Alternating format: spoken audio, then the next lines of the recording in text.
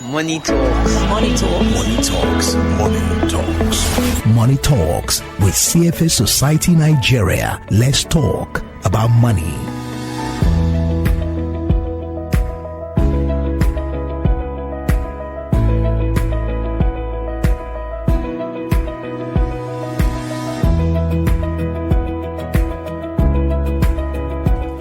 Hello everyone and welcome to Money Talks. Money Talks is a financial literacy program and is brought to you by CFA Society Nigeria. Smart Uzechi is my name, and today we'll have a very special edition of the program because it comes to you on a day preceding the days before the International CFA Institute International Conference that is going to hold here in Lagos, Nigeria. And that's why today we'll have a very special guest on the program, and she is Marg Franklin, CFA. Marg Franklin, CFA, leads CFA Institute and its more than 200,000 members worldwide in promoting the highest standards of education, ethics, and professional excellence in the investment profession. She assumed her role in September 2019 and has more than 25 years of investment and wealth management experience. Before joining CFA Institute, Ms. Franklin had multiple leading roles in institutions like International Wealth Management for North America, BNY Mellon Wealth Management, Advisory Services in Canada, Marriott Private Wealth, and many other prominent institutions spanning pension plans, endowments, foundations, and government agencies. She previously served as chair of CFA Institute Board of Governors and is a former president of the CFA Society Toronto Board. Ms. Franklin earned a Bachelor of Administration in Economics from McMaster University in Ontario. She's a CFA charter holder and a member of the CFA Society Toronto. So Lagos, Nigeria, even in Abuja, let's make welcome Ms. Marg Franklin to Money Talks this evening. Good evening to you, Margaret, and good to have you on the program. Thank you. It is a real pleasure to be here with you this afternoon. And let's say welcome to Nigeria, welcome to Abuja, and soon welcome to Lagos. Exactly. How is your trip so far? I hope you're enjoying the Nigerian sun.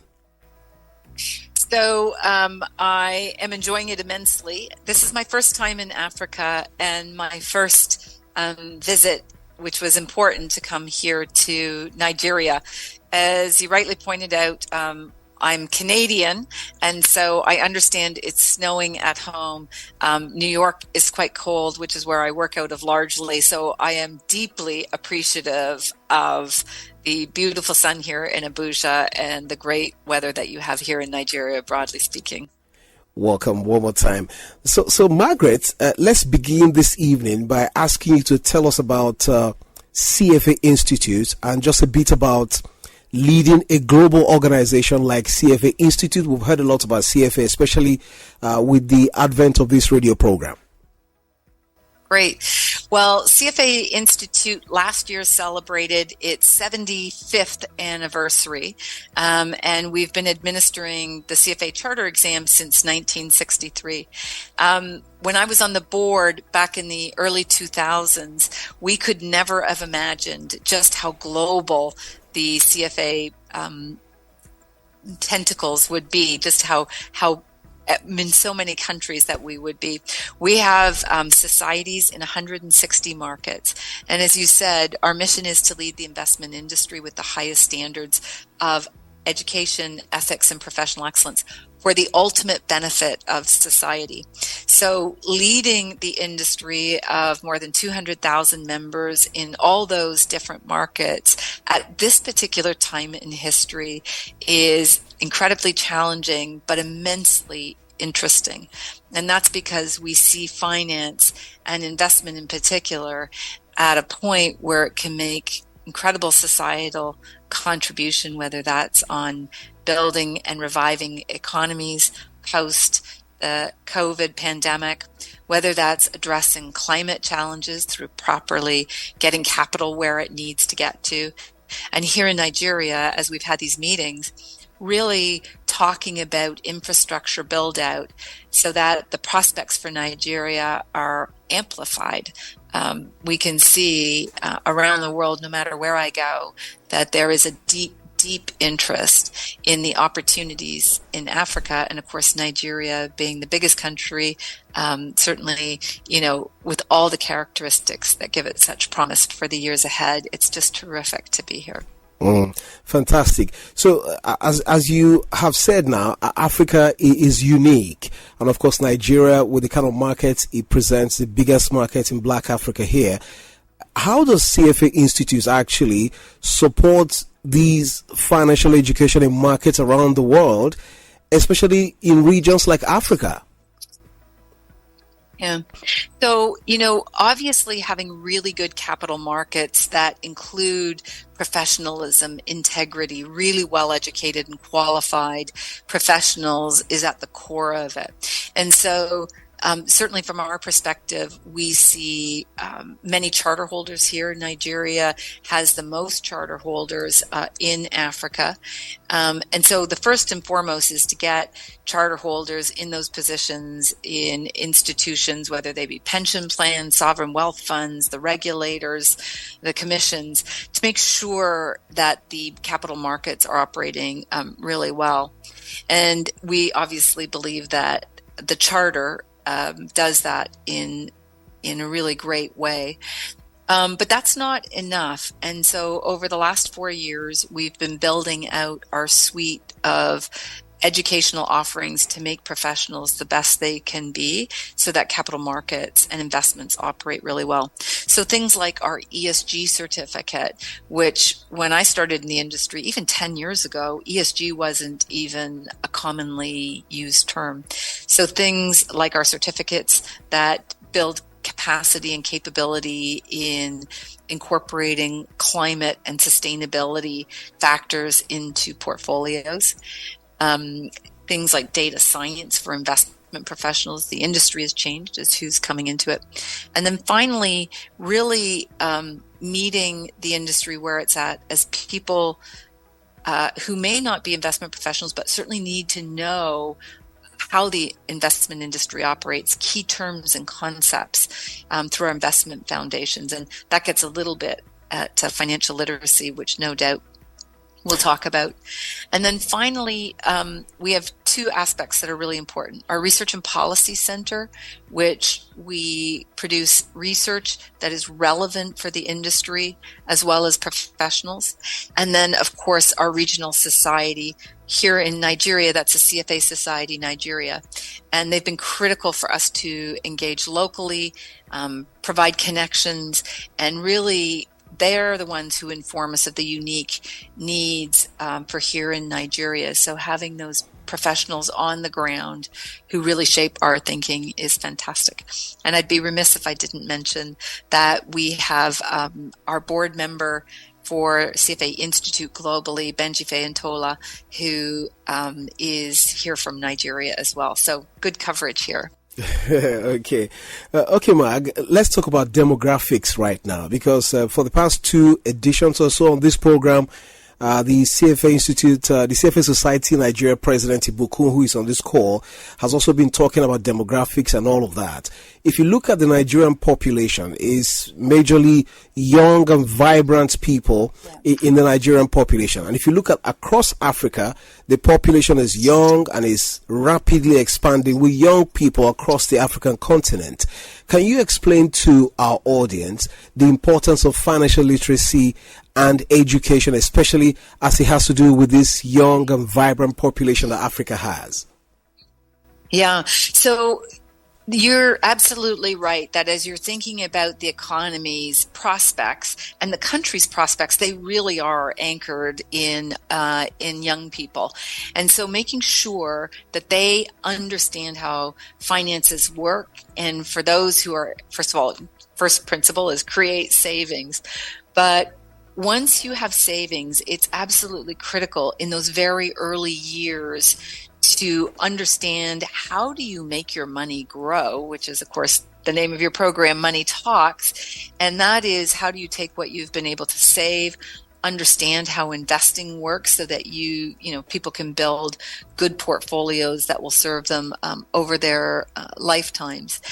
I think there's a couple of things from the youth perspective. First of all, they're facing a really different market than, for instance, when I started in it. While the basic fundamentals of investing and finance remain, we know that, for instance, many young people are deeply attracted to crypto, that is changing. Digital currencies are changing the nature of how the markets work. That creates both risks and opportunities. And so we are very clear on maintaining really highest standards of research and of advice for those who are participating in the markets. So we can see a couple of really big trends. One is AI, the second is social media, and the third is cryptocurrencies. And in each of those areas, we've dedicated research efforts so that investors, as they're thinking about how they're going to allocate their capital, what they're going to do with their savings, are much better equipped to understand what the risks and returns of those particular opportunities are. And then how do you manage your money such that you can take advantage of them without decimating a portfolio accidentally? And so that really does have to start at the earliest stages. And so the earlier we can get financial literacy, starting with savings and budgets and all those things, all the way through to investing, the better society is. In case you're just joining us now, it's Money Talks on your radio, Inspiration 92.3 FM, and today we'll have a very, very special guest. She is Miss Marg Franklin. She's the leader of the CFA Institute globally, and she's in Africa and in Nigeria for the very first time. I'm sure she'll soon be on her way to Lagos for the international conference that starts here in Lagos at Eco Hotel the day after tomorrow. So you should be planning to be part of that. I'm sure we're going to talk about that much later on the program. In case you have questions or clarifications, you can call us on the telephone 0700 923 923 923. That's the number to call, 0700 923 923 923, or you can send us messages on WhatsApp 0817 313 6193. In case you want to be part of the conference, you can find out how you can be a part of it, or you have questions to ask the international leader of the CFA Society, you're welcome to do that. Today we're just having conversations around her appearance here in Nigeria and participation at the conference and every other thing that you may bring on the table. So Marg, having talked about the young, vibrant population here in Africa who have in abundance, so as it relates to Africa now, do you see any opportunities for these young people, who maybe seeking career entrance, into the finance industry? Oh, I see really just an abundance of opportunities. I think for a couple of reasons. First of all, our research shows that obviously young career entrants want a good job, but they also want to have purpose for what they do. And they want to marry that with the ability to earn a living. So it comes at a time when, we're all dealing with climate. Africa is both an investor in thinking about those solutions, whether it's infrastructure, agriculture, dealing with agriculture, food security, water security, telecom, energy transition. All of those things are critically important, and they all require capital, and they all require valuation and investment. And so, that's, I think, one of the most exciting opportunities is where investing is going. We also know that young people really want the opportunity to develop their skills and to learn on a continuous basis. So many of the things that we've done, starting with the CFA program, but that broader learning portfolio, become really relevant for young people trying to map out their careers. So I think about candidates often, if they're in university, for instance, and thinking about finance as an industry, maybe you write your level 1, and then you're getting ready to look for a job, and you add your ESG certificate, and then you go back to your level 2, and then add data science. So there's a whole lattice work way to build a career, even as you're starting in university. I've been in the business for over 30 years. And I can tell you that when I first joined it, I thought it would be an industry that would be endlessly interesting, that it was politics and history and finance and math and economy and what we now know as behavioral finance. There was so much to it that I wouldn't get bored. And I can tell you at sort of this point in my career, after more than 3 decades, it is even more interesting. And so I think for those who are interested in it, it's a great industry. And we see people coming from all different parts of the education system. We see people from anthropology, from poli-sci, from STEM. So, these are teachable and learnable concepts. And so I think it's just a fantastic industry. We'll take a short break now. We'll bring you a message. When we come back, we'll still be talking with Marg Franklin on the program this evening. Please do stay with us. Are you ready to explore the investment opportunities in Africa? CFA Society Nigeria is inviting you to her maiden 2023 CFA Institute Africa Investment Conference, hosted by CFA Society Nigeria in partnership with CFA societies from East Africa, Ghana, South Africa, and Mauritius. The conference will be held on November 29th and 30th at the Eco Hotel in Lagos, Nigeria. The theme of the conference is the emergence of Africa, a rethink or a re-strategizing. This important event will bring together over 1,000 delegates from across Africa and beyond to discuss the latest trends and opportunities in the Africa investment landscape. For registration and additional information, please visit www.aic2023.cfasocietynG.org. For sponsorships, send an email to info@nigeria.cfasociety.org. Don't miss out on this opportunity to learn, network, and invest in the future of Africa. Money Talks. Money Talks. Money Talks. Money Talks. Money Talks with CFA Society Nigeria. Let's talk about money. Welcome back to Money Talks on Inspiration 92.3 FM. We'll have the international president of the CFA Society, Marg Franklin, who is visiting Africa and Nigeria for the very first time.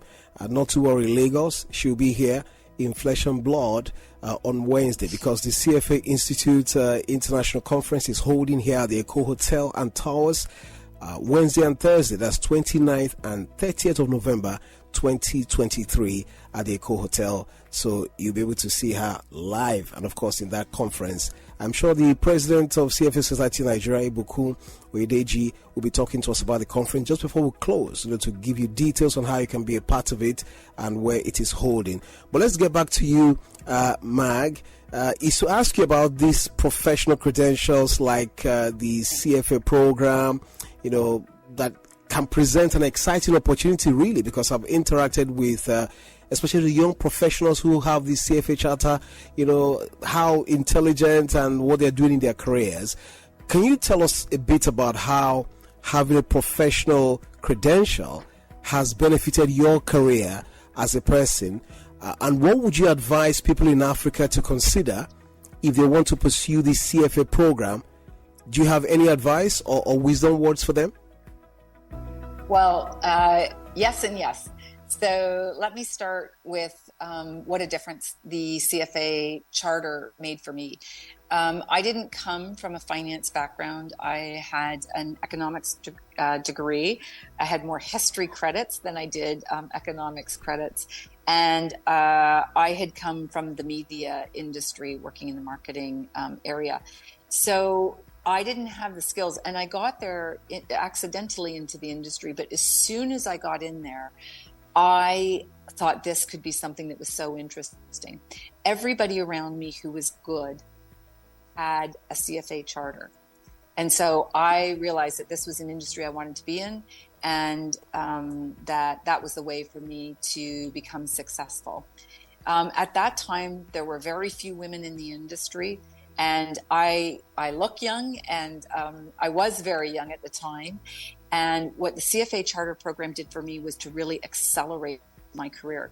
And that's for two reasons. One, I had the credentials, so I had compressed knowledge. It's considered the gold standard for the investment profession. So I was able to concentrate my learning specifically on the critical elements for the investment program.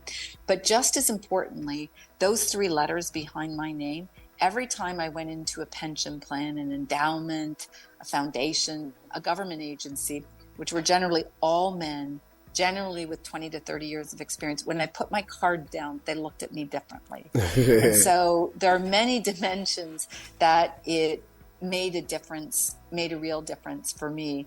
And I think that's true for anything. If you think about capital and you think about investing, people save their money and then they give it to us to invest it properly and prudently.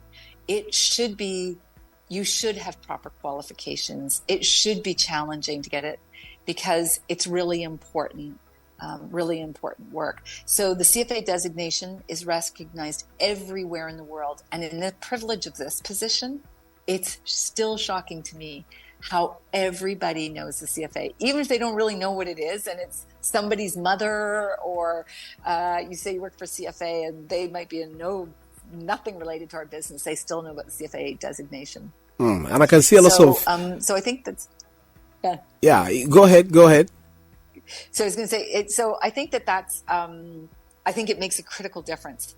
For nuggets of advice, first of all, we started a social media campaign called #MyCharterStory. And so for those of you out there who may have written your CFA exam and didn't get it, or considering it, these are stories from around the world, and it started with mine, about tenacity, about determination, about grit. So there's the qualification itself, but employers are looking for people who actually have the perseverance, who actually have done the work. And it's the same exam, it's the same program everywhere around the world. So there's a lot that it says about you if you can get your charters. So I think if you apply yourself, if you take the tips that we provide you, you stand a very, very good chance of being able to get your charter. And I see it's not just for those from a business background. I see engineers, I see pure scientists who have those three letters behind their names as well. They're everywhere. Yep. Some of our best portfolio managers, some of the most renowned portfolio managers in the world come from philosophy backgrounds. And I think that's just says everything, that there are common sense foundational concepts that can come from any discipline and you can learn the best. Okay, Marg, we just have 3 minutes left on the program, but I must ask you this. The CFA always says making finance a force for good. And I see that the Institute is actually striving to forge the future of finance and to make finance a force for good of the society. So can you try to expand on how your institute is going about these noble ideals, especially as a consensus here in Africa, just very quickly? So 3 things. Number 1, climate.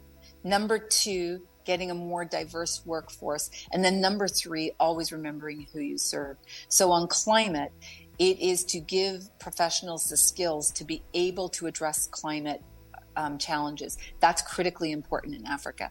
Africa disproportionately is impacted by climate and disproportionately should receive capital. So it's a two-way street there. On diversity, a more diverse workforce and a more diverse composition of teams makes for better outcomes. And so we've got great research, great tips and tricks, excellent strategies around that. It's all on our website, cfainstitute.org. And then the third thing specifically for Africa, the international world will be investing here, and Africa will be investing internationally. And so having qualified, ethically oriented professionals will change the very nature of the way Africa and Nigeria is regarded. So you have to meet markets where they're at. So when people understand the opportunities better and know it's a trustworthy system and that there are really well qualified people here, that makes for easier capital flow. And that's exactly what Nigeria needs, like many countries. Okay, Marg, this is your first trip to Africa, your first trip to Nigeria, and you've said it's exciting for you so far. What brings you here? Why are you here? So it's to meet with investors, regulators.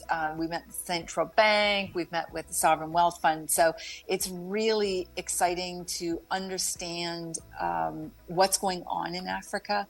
It's and here in Nigeria specifically, as you said, it's such a young population. It has such tremendous prospects, and you can do all the reading, but until you can sit in the room with people and really understand what those priorities look like, how they really manifest themselves in those investments.